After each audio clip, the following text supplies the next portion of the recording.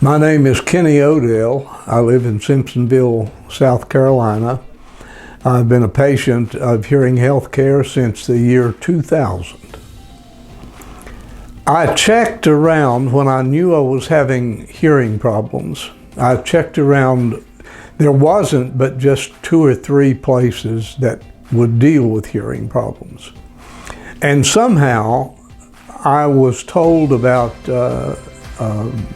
the founder of this company, Jerome, and he and I had been in college at the same time, went to the same school. He was a year ahead of me. And when I found out that he was involved, I knew that the business had to be good. Hearing healthcare is a very personal, very concerned, a very knowledgeable group of people that are willing to help. They want to help, and I have never been disappointed at the service that I've gotten at Hearing Healthcare. Back in the middle 90s, I suppose, or to the late 90s, I got to hearing a loud ringing that I lived with a ringing in my ear all the time.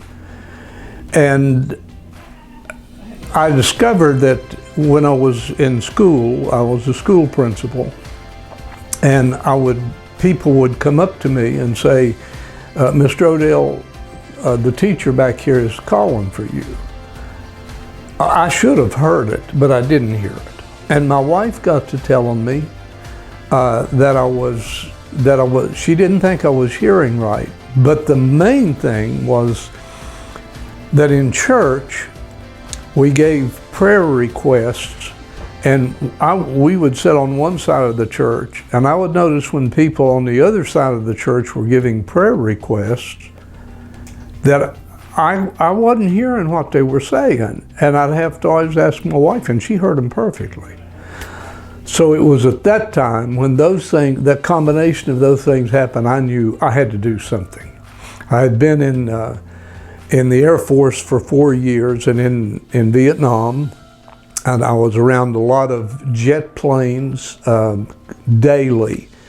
Those loud, roaring, afterburner, cutting on kind of sounds, and the firing of guns. And I know that is the main thing that caused my hearing loss.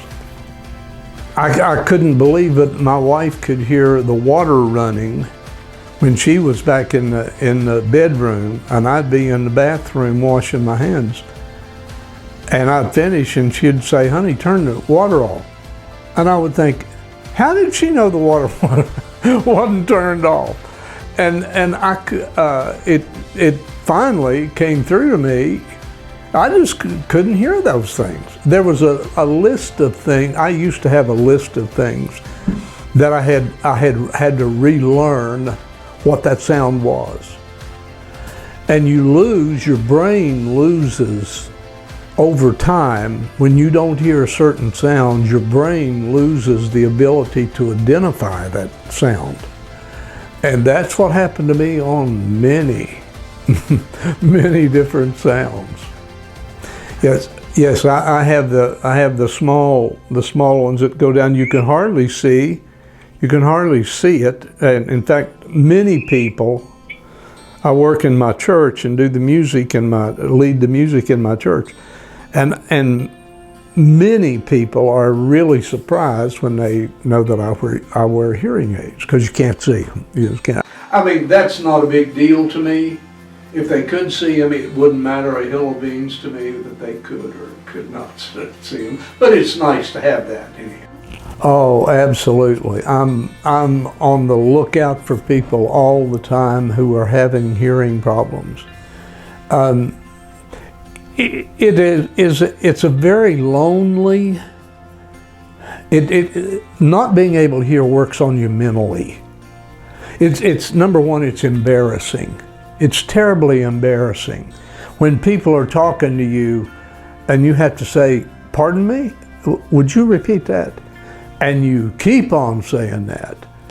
and it makes you feel like a real idiot, you know, that you ought to be able to hear these things, but you don't hear them. And it's very embarrassing.